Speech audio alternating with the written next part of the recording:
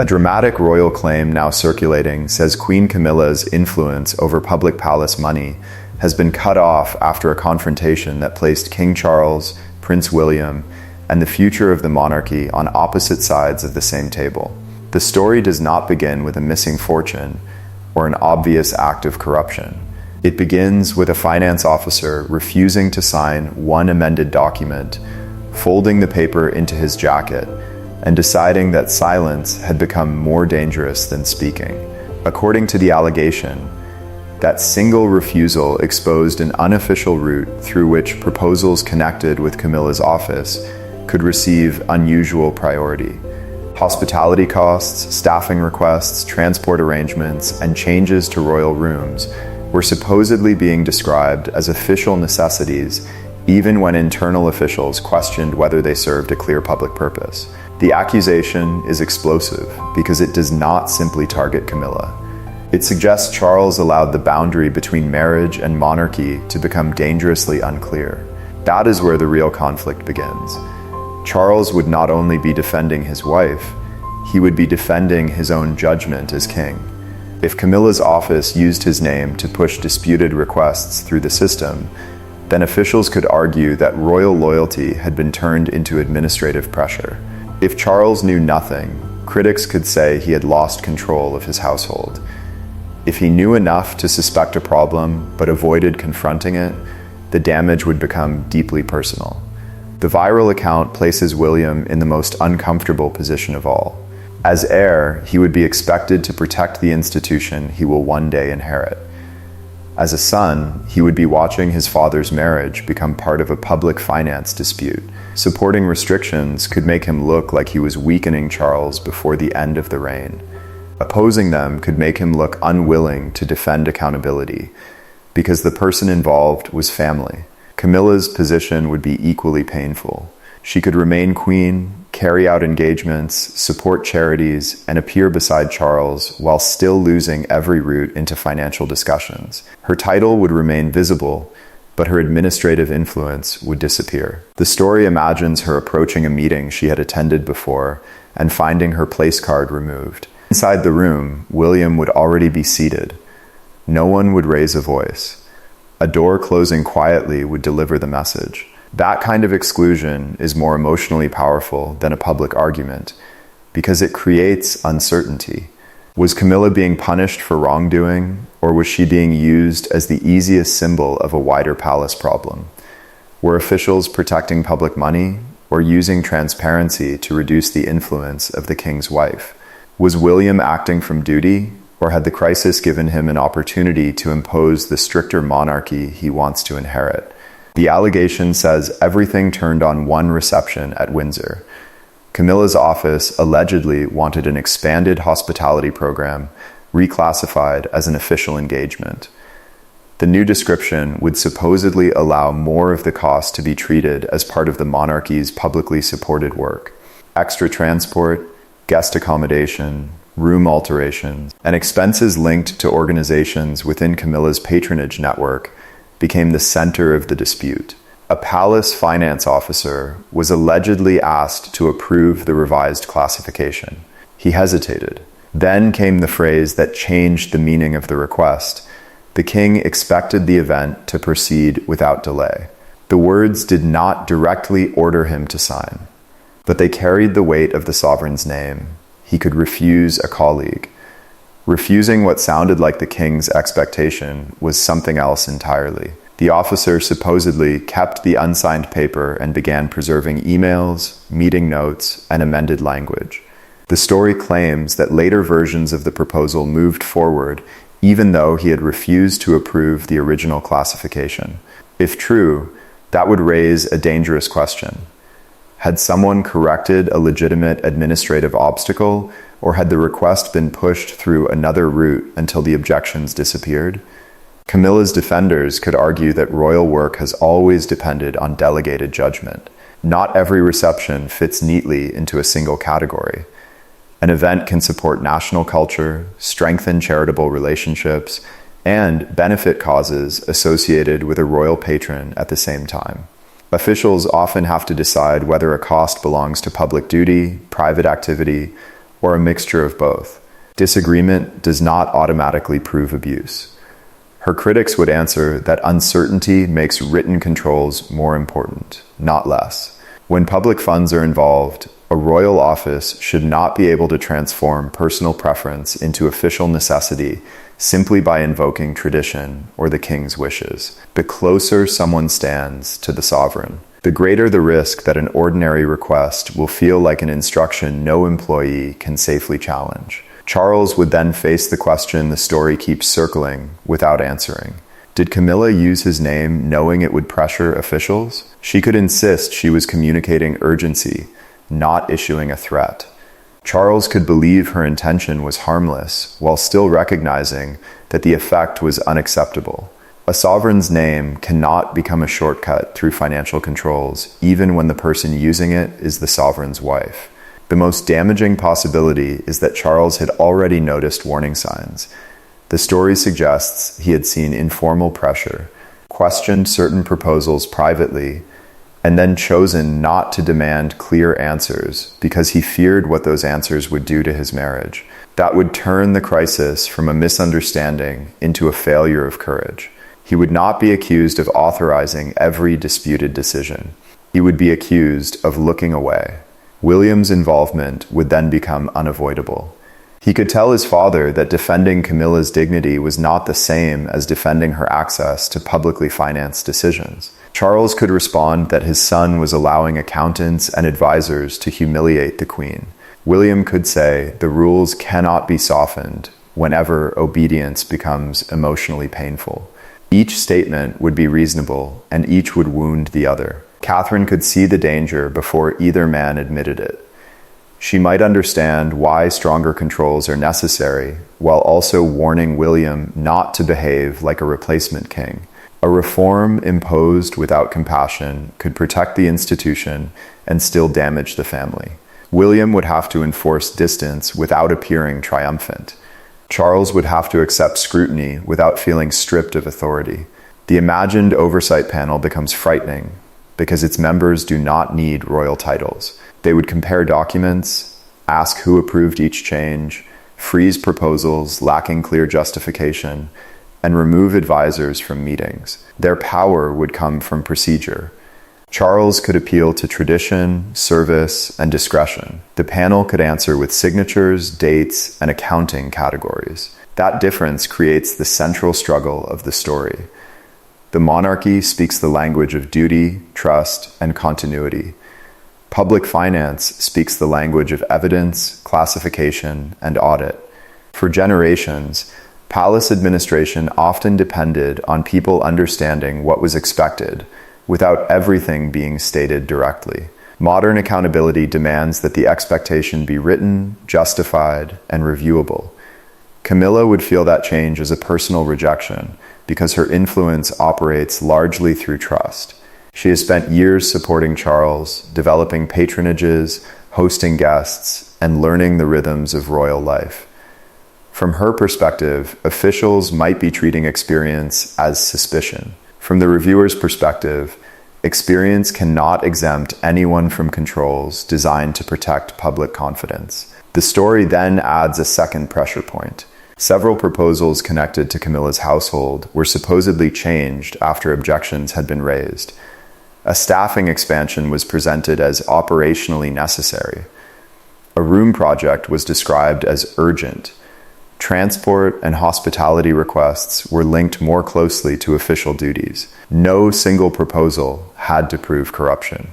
Together, they could create the appearance of a channel in which resistance was repeatedly overcome. Charles could still argue that the palace is not an ordinary government department. Royal duties require flexibility. Security changes plans. State occasions expand. Guests arrive. Historic buildings demand urgent repairs. The line between official and private life is unusually difficult because the sovereign's home is also a workplace and a national stage. William could answer that difficulty is precisely why the standard must be clear. The monarchy asks the public to support official duties and occupied royal palaces.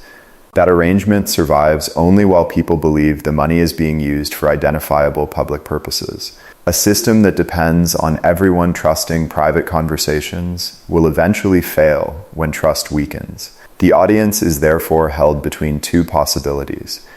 Either Camilla's office crossed a serious boundary and Charles protected her for too long, or a complicated administrative disagreement has been transformed into a dramatic campaign against the Queen. One version makes William the defender of accountability. The other makes him the heir, using a financial controversy to reduce his stepmother's power. The story refuses to settle that question early. Instead, it imagines the restrictions becoming visible one by one. Camilla's representatives disappear from finance meetings. Pending requests are frozen. Written explanations become mandatory. Officials who once accepted verbal approval now ask for independent review. Every small change makes the Queen's office feel less connected to the machinery of the crown. Charles sees humiliation where William sees compliance. William sees necessary distance where Charles sees coldness. Camilla sees years of loyalty being reduced to a list of questioned expenses. Staff see a warning that even the king's household can no longer operate through unrecorded understandings. The conflict grows because everyone is reacting to a different meaning of the same restrictions. Then the private argument becomes unavoidable. Charles places the disputed account before Camilla and asks whether she used his name to force approval. She denies forcing anyone. She argues that officials were delaying work and that she expected her office to resolve the problem. Charles asks who authorized the revised wording. The answer points back toward her private staff. At that moment, the marriage and the institution collide. Camilla could remind Charles that she endured decades of public hostility while protecting him. When the palace finally turns against her, she expects her husband to stand beside her. Charles could answer that standing beside her cannot mean allowing his authority to be used without his knowledge. Love may explain loyalty, but it cannot become financial permission. William waits outside that emotional argument, knowing that whatever Charles decides will shape the next reign. If the king resists every restriction, the monarchy risks appearing above scrutiny. If he accepts them, Camilla may believe he has abandoned her when loyalty became costly. William cannot make the decision for him without deepening the impression that the heir has already taken control. The pressure would become even sharper once the palace realized the dispute could no longer remain internal. Charles might want a carefully worded statement defending Camilla's intentions. William could oppose any sentence that appeared to question the reviewers before the evidence had been examined. Camilla could see William's resistance as proof that the heir had already decided the verdict. William could see Charles's proposed defense as another attempt to place personal loyalty ahead of institutional credibility. Anne would become the relative both sides quietly expected to choose. Charles could assume his sister would understand how cruelly a public restriction might affect Camilla. William could expect Anne to defend rules that protect the crown from private pressure. If Anne refused to take either side, even her neutrality would become part of the conflict. Charles might call it abandonment. William might call it discipline. Camilla might see another closed family circle forming around her. The argument would also divide the staff. Long-serving courtiers could believe discretion had always allowed the household to function through difficult situations. Younger officials could insist that undocumented understandings expose employees to blame when anything goes wrong. One group would fear that rigid procedures were destroying loyalty. The other would fear that loyalty had become the excuse used to avoid procedure. That is what would keep viewers waiting for the decisive answer. Was the Queen being unfairly isolated by a future king determined to modernize the palace? Or had Charles protected a system that could no longer survive public scrutiny? The emotional conflict offers no simple hero. Every person can claim duty, and every person can accuse the others of using duty to hide a private motive. And this is the point where the main revelation changes the entire story. There is no credible public evidence that a panel of judges has stripped Queen Camilla of authority over the sovereign grant. No identified court, case number, judgment, finance officer, or official inquiry has been produced to support the dramatic account. The detailed scenes involving a courtroom, a missing place card, a secret witness, and William enforcing a judicial order are presented without verifiable sourcing. There is an even more fundamental problem. The story assumes Camilla personally possessed the kind of independent sovereign grant authority that judges could remove from her. The sovereign grant is public funding provided to support the king's official duties and maintain the occupied royal palaces.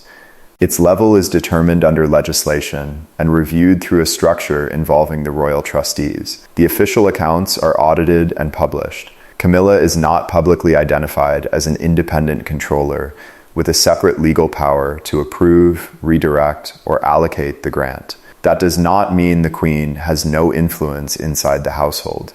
As the king's wife and a senior working royal, her office can help plan engagements, manage patronages, communicate priorities, and request resources for official work. Any senior royal office may affect discussions about schedules and events, but practical influence is not the same as possessing a legal financial authority that a court can dramatically revoke. The official structure is less cinematic.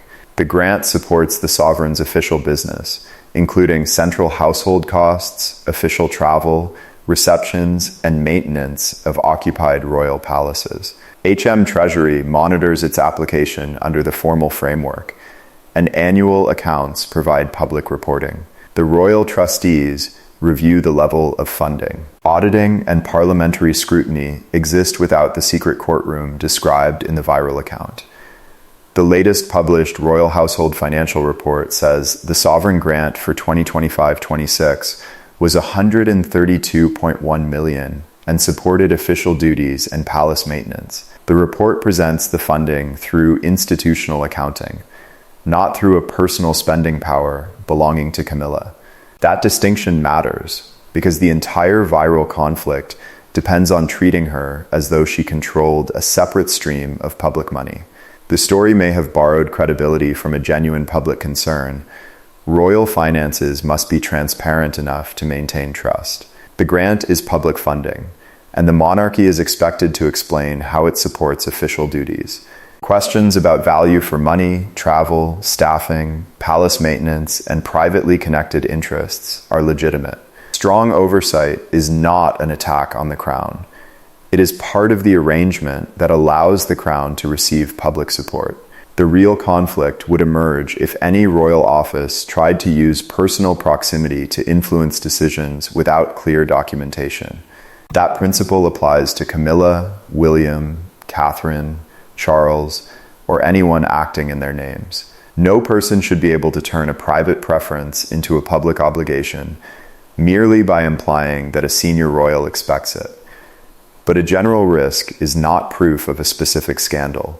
The existence of oversight does not confirm that Camilla was removed from meetings. The need for written justification does not confirm that a finance officer secretly preserved evidence. Public suspicion cannot substitute for a court judgment that no one can identify. The viral narrative is effective because it takes a complex funding system and reduces it to a family confrontation. Accountants become the people powerful enough to defeat a queen. William becomes the enforcer. Charles becomes the husband forced to admit he looked away. Camilla becomes the royal who learns that a title cannot protect access. The story gives every technical issue a human face. It also uses precise details to create confidence. A folded paper, a missing place card, glasses pressed between two hands, a signet ring placed beside a file, a pen dropped during a meeting. Those images feel observed, but detail is not evidence.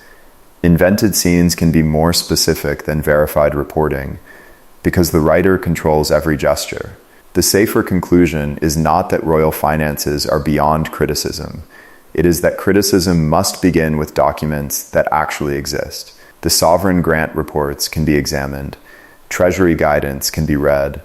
The legal framework can be checked. Spending categories and major costs can be debated. If a genuine court case or independent finding appears, It should be judged on its evidence rather than on the emotional satisfaction of seeing a royal punished.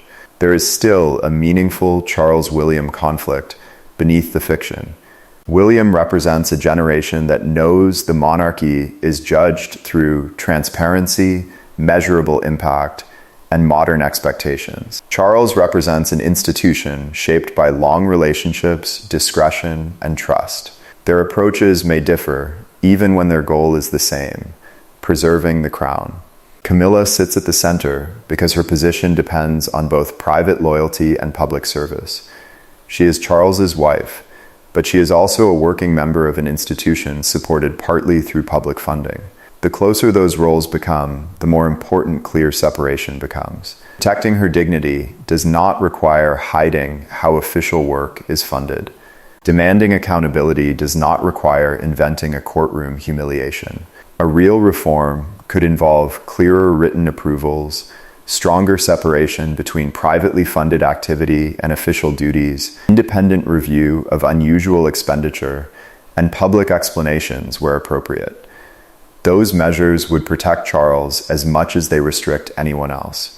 They would prevent his name from being invoked without proof and prevent staff from feeling pressured by assumptions. William could support such reforms without personally targeting Camilla. Charles could accept them without admitting to the scandal described online. Camilla could continue her charitable and ceremonial work while allowing finance professionals to decide what qualifies for public support. Accountability does not have to end a marriage or create a palace war. The strongest future monarchy would not depend on one family member winning. It would depend on rules that remain credible regardless of who occupies the palace. If a proposal serves an official purpose, it should survive written scrutiny. If it mainly serves a private interest, it should be privately funded. If the boundary is uncertain, independent review should protect both the public and the royal involved. That is the real lesson hidden inside the dramatic claim. Proximity to the sovereign should never replace evidence. Tradition should guide judgment without becoming an excuse to avoid documentation. Public funding should support public duty. And no royal office should be placed in a position where loyalty requires silence. The final verdict is clear. There is no verified public record of judges stripping Camilla of sovereign grant authority, because no public evidence has established that she held the independent legal power described in the first place. The alleged courtroom ruling, whistleblower, private confrontation, and enforcement order remain an unverified narrative.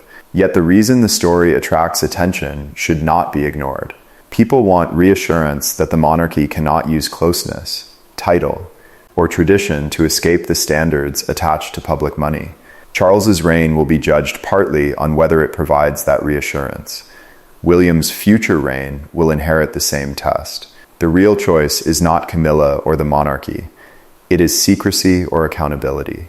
A transparent system can protect Camilla from unsupported accusations, protect Charles from having his name misused, protect William from inheriting hidden problems, and protect the public from being asked to trust what it cannot examine. Share your verdict in the comments. Do you believe royal offices should face stronger independent financial controls?